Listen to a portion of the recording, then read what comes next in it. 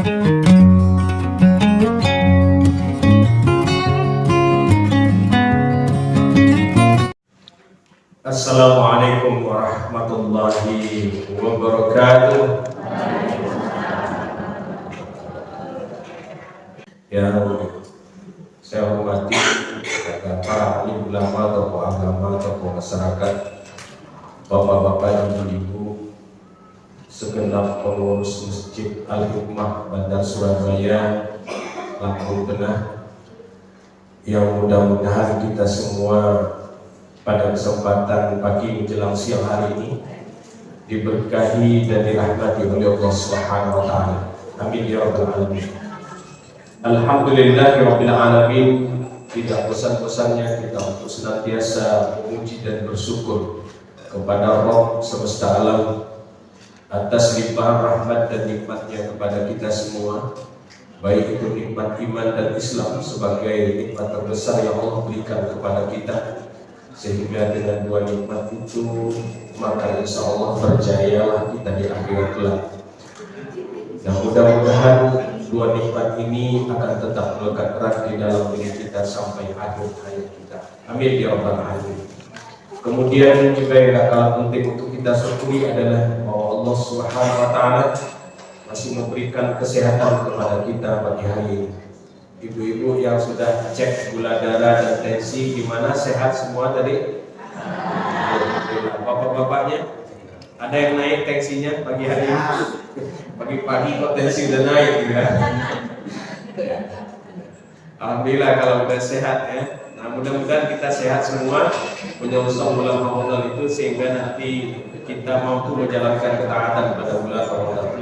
Amin ya rabbal alamin. Kemudian salawat dan salam semoga senantiasa tercurahkan kepada junjungan kita Nabi besar Muhammad sallallahu alaihi wasallam serta keluarganya, para sahabatnya, para tabi'in, tabi'ut tabi'in, dan orang-orang yang senantiasa mengikuti ajaran beliau dengan baik hingga datangnya hari kiamat kelak. Bapak Ibu yang dirahmati oleh Allah Subhanahu wa taala, tidak lama lagi kita akan memasuki bulan Ramadan. Kita sudah berada di pertengahan bulan Sya'ban. Artinya tinggal menghitung hari kita akan kedatangan tamu istimewa, yaitu bulan suci Ramadan. Tentunya orang-orang beriman akan bergembira dan sangat berbahagia sekali menyongsong dan menyambut datangnya bulan Ramadan itu. Ya enggak Pak? Senang enggak? Ibu senang ya? Senang. Maka butuh persiapan-persiapan kita untuk menyongsong bulan Ramadan itu, sehingga nanti ketika bulan Ramadan itu datang kita betul-betul siap untuk melaksanakan misi agung yang telah Allah kembangkan kepada kita, untuk menunaikan ibadah yang nilainya sangat luar biasa di sisi Allah Subhanahu wa taala dibandingkan ibadah di bulan-bulan yang lain. Maka Bapak Ibu yang dirahmati Allah Subhanahu wa taala, apa yang harus kita persiapkan untuk menyambut datangnya bulan Ramadan ini? Di antaranya yang pertama adalah kita mohon kepada Allah Subhanahu wa taala agar Allah sampaikan umur kita pada bulan Ramadan itu. Karena kita tidak pernah tahu umur kita sampai atau tidak. Ada nggak kita Pak yang tahu umur kita masih bisa sampai ke Ramadan walaupun tinggal 14 hari lagi? Ada nggak yang tahu? Nggak tahu kita. Ya. Maka apa? Karena ini merupakan hak Allah atau kekuasaan Allah dalam perkara ini yang bisa menghidupkan dan mematikan. Maka kita mohon kepada Allah agar Allah mampukan kita, Allah sampaikan umur kita kepada bulan Ramadan yang kita tunggu-tunggu itu. Dan tidak hanya sekedar sampai, tapi Allah mampukan jika kita untuk beribadah kepada Allah Subhanahu wa taala, menuntaskannya dengan sempurna, kemudian kita berharap besar kepada Allah, semoga amal-amal ibadah kita itu diterima oleh Allah Subhanahu wa taala. Amin ya rabbal alamin. Karena memang generasi sahabat terdahulu telah memulainya jauh-jauh hari sebelum Ramadan datang. Bahkan 6 bulan sebelum datang bulan Ramadan, mereka senantiasa berdoa kepada Allah agar Allah pertemukan mereka dengan Ramadan. Kita walaupun telat-telat dikit gak apa-apa, maka jangan putus di 15 hari ke depan ini untuk senantiasa minta kepada Allah agar Allah pertemukan kita dengan Ramadan kembali. Ini yang pertama. Kemudian yang kedua, apa yang perlu kita persiapkan untuk menyosor Ramadan itu? Seandainya kita masih punya utang puasa tahun yang lampau yang belum dibayar, maka segera tuntaskan, ya, sebelum nanti Ramadan datang lagi. Terutama ibu-ibu, ya, wanita, karena memang dalam sebulan itu ada halangannya, ya, setidaknya seminggu atau 3 hari paling cepat. Maka seandainya sampai hari ini belum tuntas, maka segera dituntaskan, ya. Karena itu hebatnya puasa.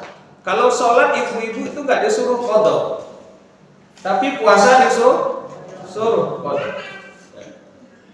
Bapak-bapak ada tanggal merahnya juga nggak? Kalau ada tanggal merahnya juga, Pak.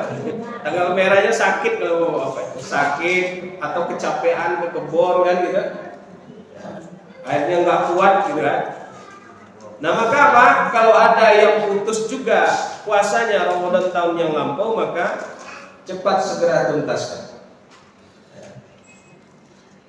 Kemudian yang ketiga, untuk menyongsong bulan Ramadan yang penuh dengan hikmah, yang penuh dengan keberkahan, bulan yang suci ini, maka juga kita perlu persiapkan hati kita, hati yang jernih dan suci, ya, untuk menyongsong bulan Ramadan itu. Sehingga apa? Ketika kita menjalankan ketaatan pada bulan Ramadan itu betul-betul dengan hati yang senang, bahagia, ya, tanpa ada masalah-masalah yang berkaitan dengan bersilangnya hati di antara kita, terutama di antara jamaah kita, ya, di Masjid Al-Hikmah ini. Mau nggak kita saling memaafkan, Pak, satu dengan yang lain? Ibu-ibu, mau nggak kita saling memaafkan satu yang lain dengan yang lainnya? Bapak-bapak mau nggak memaafkan istrinya yang sering ngomel sama bapak? Nggak dijawab sama bapak. Jebakan. Ibu-ibu mau ya, Bu ya? Mau, Pak. Tuh ibu-ibu aja mau, Pak. Ibu-ibu itu cuman marahnya itu atau ngomelnya itu pada waktu itu aja. Tapi nanti kalau bapak udah ngasih uang, udah selesai itu. Selesai semuanya. Jadi indah. Kalau rumah tangga itu akur-akur aja di Ramadan itu, buka bersama, ya, walaupun seadanya kan, ya. Makan sahur berdua, saling pandangan, mesra di waktu sepertiga malam terakhir kan gitu. Artinya kita menjalankan puasa itu dengan tenang, ya. Kemudian juga kita sholat jamaah di masjid, karena satu jamaah itu akur, maka itu akan tenang. Coba di antara satu jamaah dengan jamaah yang lain itu saling bersilang hati, nyaman nggak sholat di masjid itu kan gitu? Nggak akan nyaman. Maka apa? Karena kita akan berbondong-bondong menuju masjid, karena biasanya seperti itu kan. Kalau di Bandar Lampung begitu, Bang. Kalau mau Ramadan itu luar biasa ramai masjid. Kalau sini gimana? Sama ya, alhamdulillah. Ya? Nah, itu. Maka apa? Yuk kita bersihkan hati kita, jiwa kita, jauhkan permusuhan, jauhkan bersilang hati satu dengan yang lain, dan saling memaafkan satu dengan yang lain. Kemudian yang tidak kalah pentingnya kita menyongsong Ramadan ini adalah dengan membekali diri kita dengan ilmu. Karena ilmu begitu penting untuk apa? Untuk kehidupan kita, dunia wal akhirah. Begitupun ketika kita memasuki bulan Ramadan itu, menjalankan ketaatan pada bulan Ramadan bisa nggak pakai ilmu? Bisa nggak pakai ilmu? Bisa. Harus pakai ilmu, dipandu ilmu puasa kita itu, sehingga puasa kita itu bernilai di sisi Allah Subhanahu wa taala, berkualitas. Bapak Ibu yang dirahmati Allah Subhanahu wa taala, kemudian siam, apa itu siam? Atau saum atau puasa, apa itu puasa? Definisinya secara bahasa adalah puasa itu adalah menahan diri. Kemudian secara istilah syar'inya adalah puasa itu adalah menahan diri dari hal-hal yang membatalkan puasa, ya. Menahan hawa nafsu kita itu dari hal-hal yang membatalkan puasa, dari terbit fajar hingga terbenam matahari, dengan niat beribadah kepada Allah Subhanahu wa taala.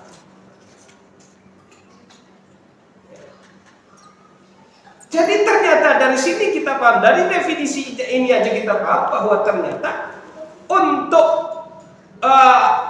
keabsahan puasa itu, ilmunya yang pertama itu adalah bagaimana kita harus memasang niat yang ikhlas karena Allah Subhanahu wa taala dalam rangka taqarrub ila Allah, beribadah kepada Allah Subhanahu wa taala. Maka puasa itu dipasang niatnya.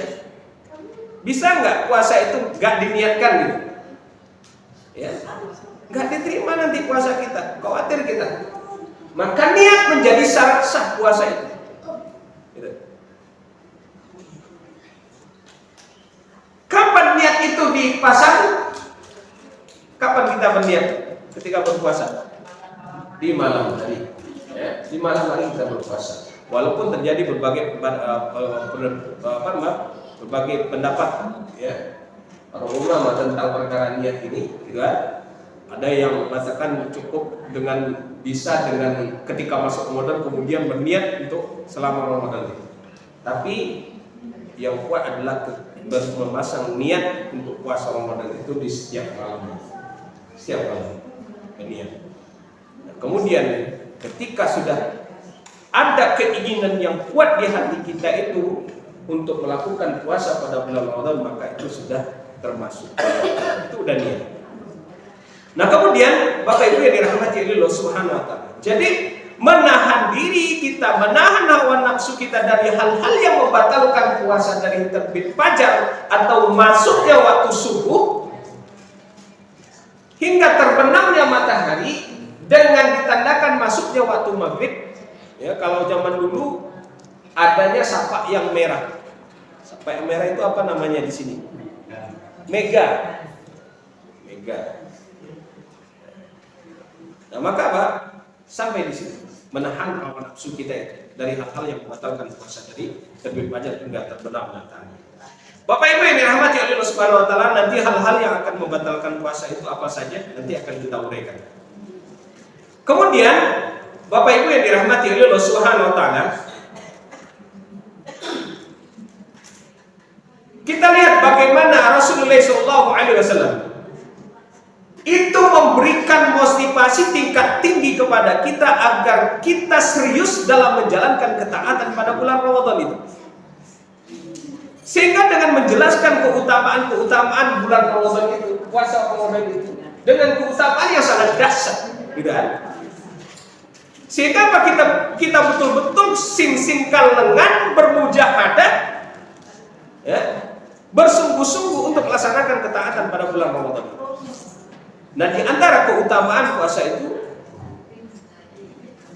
yaitu bahwa puasa itu merupakan ketaatan terbesar untuk taqarrub ila Allah. Jadi puasa itu merupakan ketaatan terbesar untuk mendekatkan diri kita kepada Allah. Maka luar biasa, ya, puasa itu sehingga menjadi ketaatan terbesar, sehingga juga dapat membentengi diri kita dari api neraka ya Allah Subhanahu wa taala. Maka Rasulullah SAW bersabda dalam sebuah hadis yang diriwayatkan oleh Imam Bukhari dan Muslim, dan juga dari Abu Hurairah radhiyallahu anhu, dan hadis ini hadis qudsi, ya. Rasulullah SAW bersabda, qala Allah taala, Allah Subhanahu wa taala berfirman, kullu 'amali ibni adam lahu illa siyama fa innahu li wa ana ajzihi. Setiap amal anak Adam itu adalah untuknya kecuali puasa, kata Allah, karena itu untukku dan aku sendiri yang akan membalasnya. Ini menunjukkan betapa dahsyat dan hebatnya puasa itu, sehingga mendapatkan perlakuan khusus bagi Allah Subhanahu wa taala, tidak seperti ibadah-ibadah yang lain. Sehingga Allah sendiri yang akan mengkalkulasikan jumlah yang akan diberikan kepada hamba-hamba yang melakukan puasa. Sekian besar dan nilainya puasa itu. Maka Bapak Ibu yang dirahmati Allah Subhanahu wa taala, jangan sampai kita sia-siakan momen indah ini yang cuma setahun sekali. Kan setahun sekali puasa Ramadan itu kan? Ada nggak tahun ada nggak bulan-bulan yang lain selain bulan Ramadan? Nggak ada. Maka jangan sampai kita sia-siakan. Kita tunggu betul, kemudian kita betul-betul bersemangat untuk meraih keuntungan besar pada bulan Ramadan.